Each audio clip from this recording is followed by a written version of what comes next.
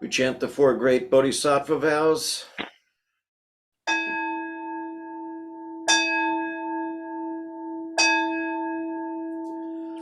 Sentient beings are numberless. We vow to help them all. Delusions are countless. We vow to see through them all. Opportunities to awaken are infinite. We vow to embrace them all. The Buddha way is endless. We vow to embody it. Okay, let's start with 15 minutes of seated meditation.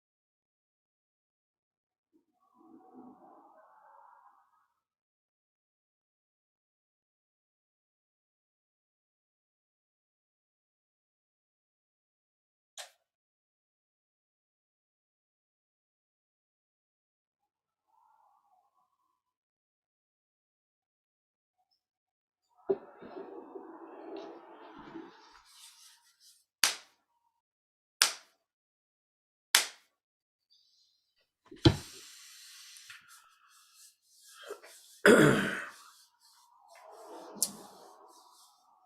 right. So tonight we have a special treat. We're going to have our Dharma Talk from Washington, D.C., wearing the purple Rakasu, Robert Coho Epstein.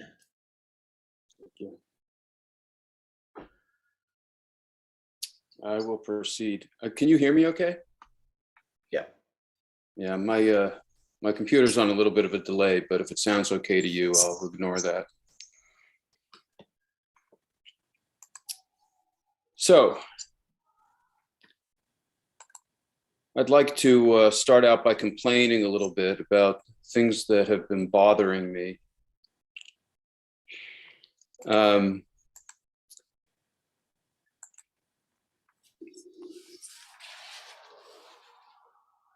So I was trying to wrap a package to bring it to the post office.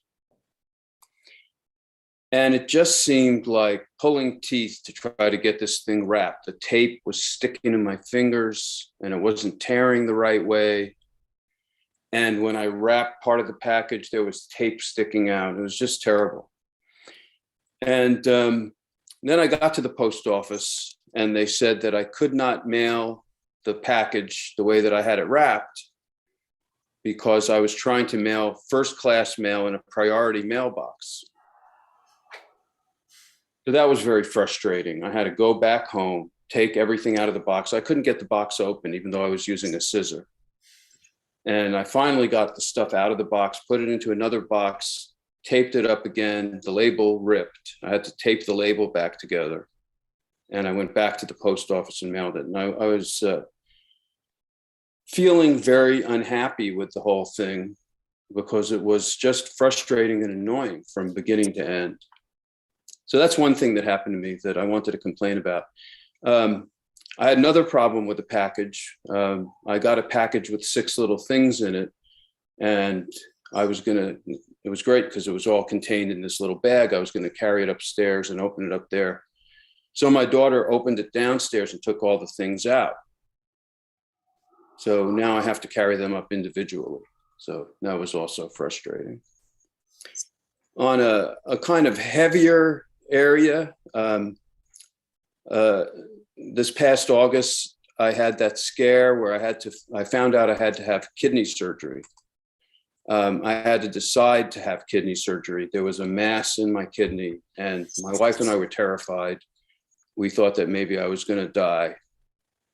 And we went through the whole scenario of what was going to happen to us. And we were terrified for about 24 hours.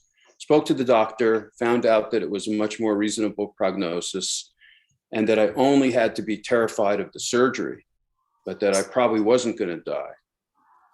So then I was terrified of that and went through a bit of pain and suffering through general anesthesia and having these wounds in my body. But I recovered, so that was great. And earlier today, I burned some food. I just thought I'd throw that in. So what do all of these things have in common? They are all, in my view, under the umbrella of the main big word that the Buddha used to summarize the kind of baseline experience of our existence, which was called Dukkha.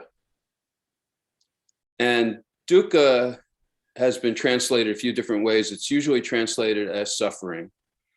And some people have argued that it should be translated as unsatisfactoriness or dissatisfaction, or basically the feeling that there's always something wrong with the moment. There's always something wrong with every situation. Things don't go right, they don't go smoothly, and they don't go the way we want them to or according to plan.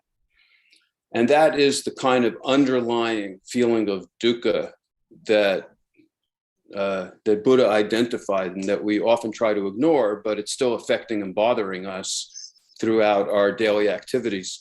And then there are those big events where we are really scared or really in pain, or we have serious loss, and those are also dukkha. So I feel like dukkha covers that whole range of unsatisfactoriness, dissatisfaction, and various sufferings.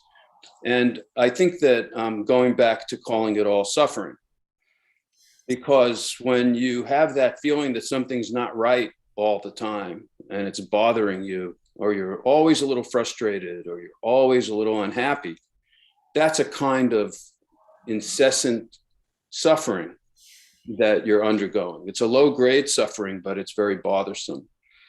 And I think that part of what we discover in sitting practice and in other practice is that that is a very strong feeling that becomes very apparent, that we're not in harmony with what is. And it's, for some reason, for sentient beings, particularly humans, it's very, very difficult to get into sync with what is and accept and reside in it. So all of that is dukkha.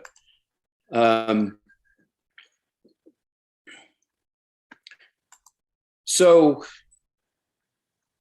we have two kinds of dukkha, two kinds of suffering that the Buddha identified: physical suffering and mental, emotional, or you could call it psychospiritual suffering.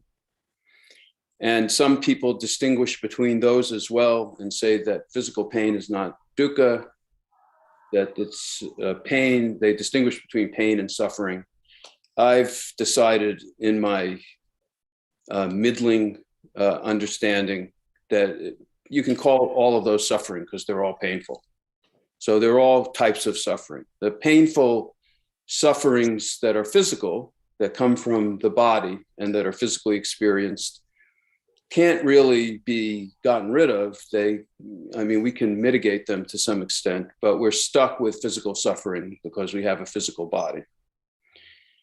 And Buddha pointed out in his talk about the two arrows or the two darts that while we're stuck with physical suffering, we make it a lot worse by adding layers of reactivity. And hopefully our practice helps us with that too. But to whatever extent and under normal circumstances, we're usually experiencing not just physical discomfort or frustration or pain, but psycho-spiritual reactivity. So we don't, it's not just that we're hungry and we're wondering when we're gonna, get our meal if it's late, but we're also worried about it. When are we gonna, have the meal, or what is it gonna be like? And is it gonna be cold when we get there? And is it gonna be enough? And is it gonna be good? So we have a whole bunch of mental and emotional overlay that we put on top of the physical situation and add to our suffering that way.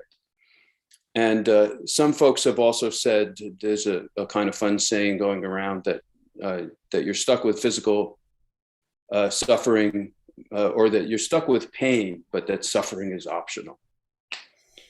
Well, I think that's a little too glib, because without really deep practice and letting go of clinging, craving, and aversion, the things that cause psychospiritual reactions, mental and emotional reactions, it's very, very difficult to get rid of that second arrow of suffering, that added overlay of reactivity. So that's one of the things that hopefully is helped by our practice as well.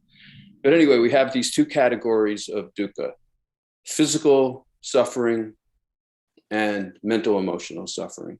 And there's that distinction between pain and suffering that some people make. I prefer to think of it all as different kinds of suffering because they all hurt.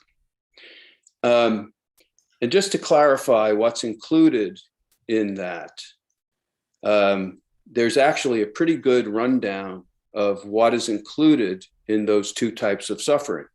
There are 8 types of suffering or causes of suffering that are outlined by the Buddha, and the Buddha loved to make lists. And This particular list is split between the physical and the mental and emotional, and there's 4 in the physical list and 4 in the mental emotional list. So it's a very nice list. And here are the categories, because people often, they sometimes argue or worry or wonder or are confused about what's included in dukkha and what kind of suffering was the Buddha talking about. So here's how it breaks down. The physical suffering, or the physical dukkha, includes 4 very familiar categories. Birth is considered painful and the source of suffering, because without a physical body, you don't really suffer that much. Birth, aging, sickness, and death. Those are the 4 biggies. We could say that aging can be represented as the whole lifespan. There's a fun saying that I heard, which I like. I'm in that awkward stage between birth and death. And I thought that was kind of cute. And that awkward stage between birth and death is the whole aging process. We're aging the whole way through. We have pain, getting our bearings and developing a basic self, getting conditioned by our culture, whatever it happens to be, then experiencing puberty and the joys of lack of skill in dating and mating. If we're lucky, we eventually settle down with somebody and fight with them. And then we experience various sicknesses and infirmities along the way. Eventually we get, life gets more painful, the physical body gets more painful. Even the Buddha complained about it and said his body was like an old cart that he was ready to trade in because it creaked when it moved and hurt whenever he was, the only time he had relief, he said, from that physical pain in the Parinibbana Sutta is when he went into the 4th jhana, and which was the highest of the physical jhanas, before the formless arupa jhanas. And that's a pretty high jhana. If you have to go to the 4th jhana to get out of your physical pain, most people are not going to be able to do that. So those are the physical pain, sources of pain, basically the whole physical lifespan. And the 4 mental emotional categories of dukkha are also really interesting because we don't always outline them. Separation from loved ones, contact with people we dislike or despise. These are all sources of pain. Suffering caused by desires that can't be satisfied or fulfilled.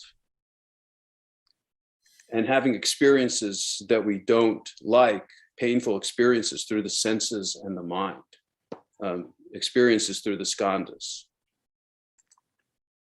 So these are the other categories of suffering of the body. These are basically suffering of the mind.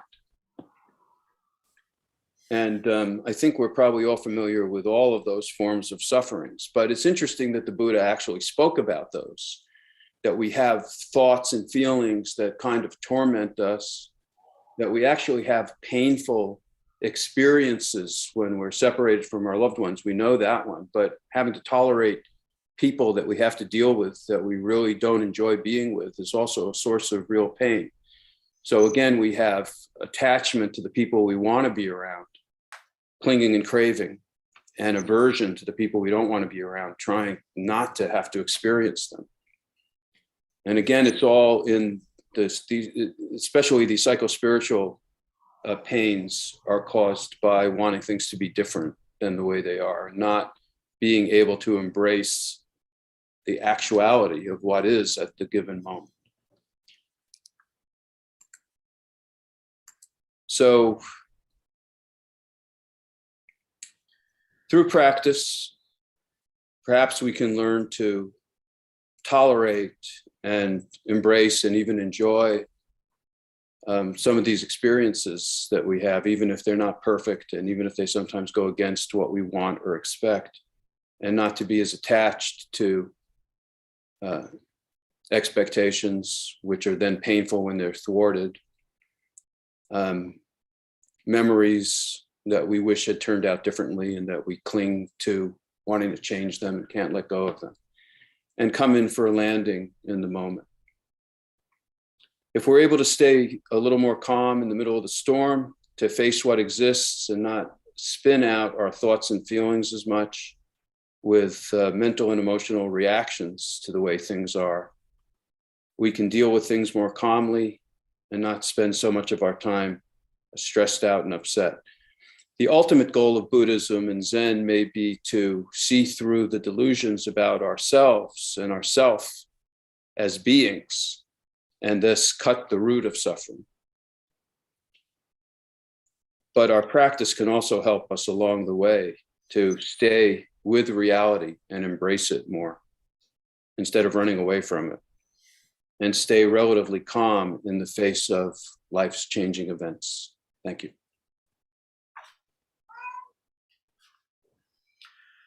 Thank you, Robert. So we will resume another 15 minutes of seated meditation.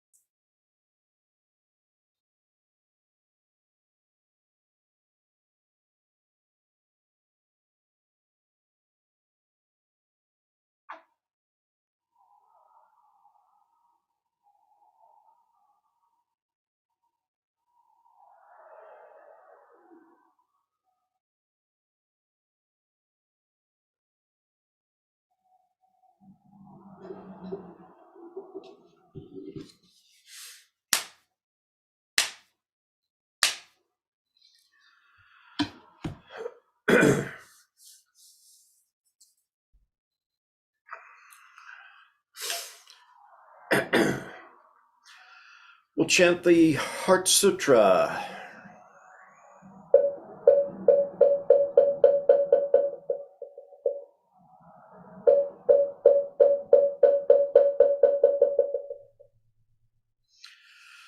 Mahaprajna Paramita Hridaya Sutra Avalokiteshvara Bodhisattva, when practicing deeply the Prajna Paramita, perceives that all five skandhas are empty and is saved from all suffering and distress. Shariputra, form does not differ from emptiness. Emptiness does not differ from form. That which is form is emptiness. That which is emptiness, form. The same is true of feelings, perceptions, impulses, consciousness. Shariputra, all dharmas are marked with emptiness.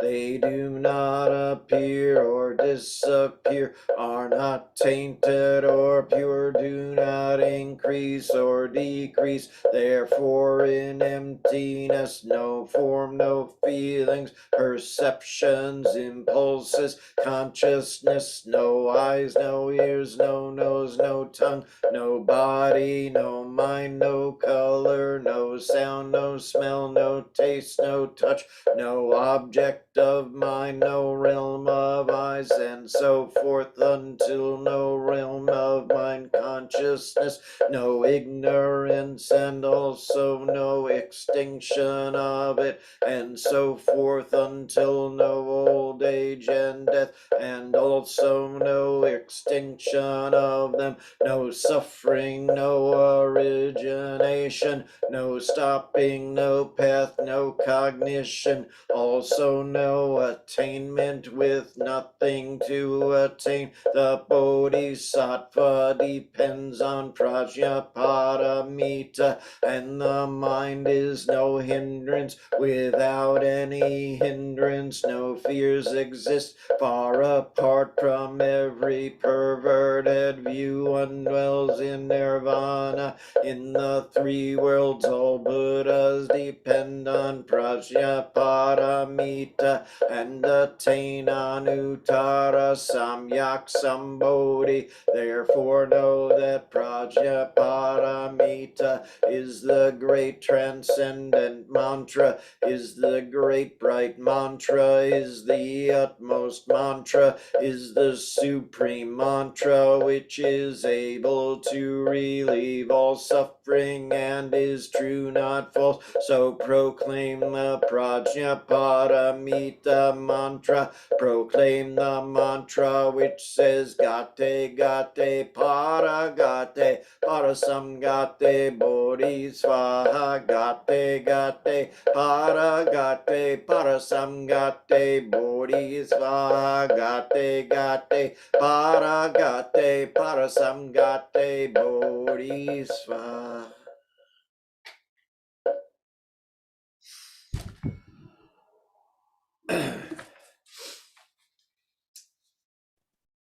We'll dedicate our merit to those whom we feel could benefit from it. Again, I'll leave a gap, and anyone who wants to add somebody is more than welcome to do so.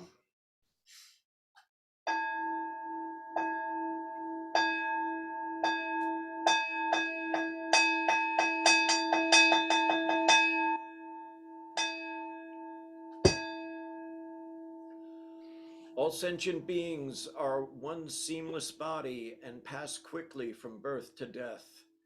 We remember those who cared for us and are gone, those who are ill, those who are at war, who are hungry and who are in pain. May they find inner peace. We especially dedicate our service to Wanji Dharma, Mike Jinji Wood, the Windwalker family, Bryant Guy family. If anyone would care to add someone now. Rose Mosner.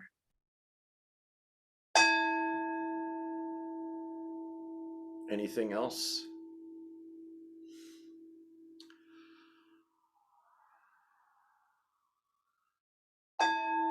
All beings in the 10 directions, subject to greed, hatred, and delusions of themselves and others.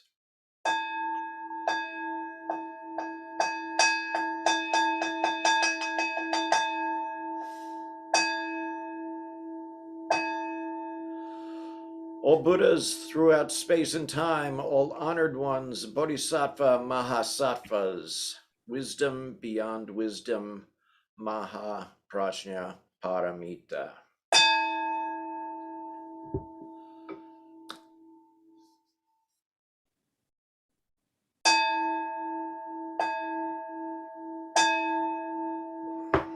Life and death are of supreme importance.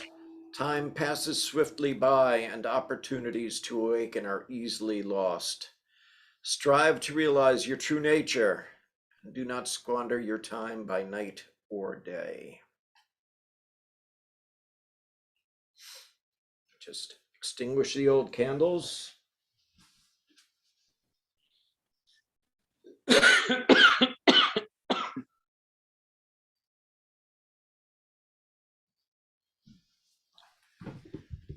And for those of you on Zoom, please feel free to hang around for the Dharma chat. And for those of you watching on YouTube, we'll see you next time.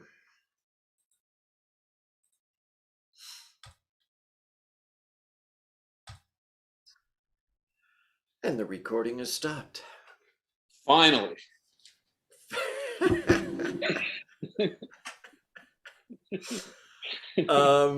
Mine still says we're live on YouTube, though.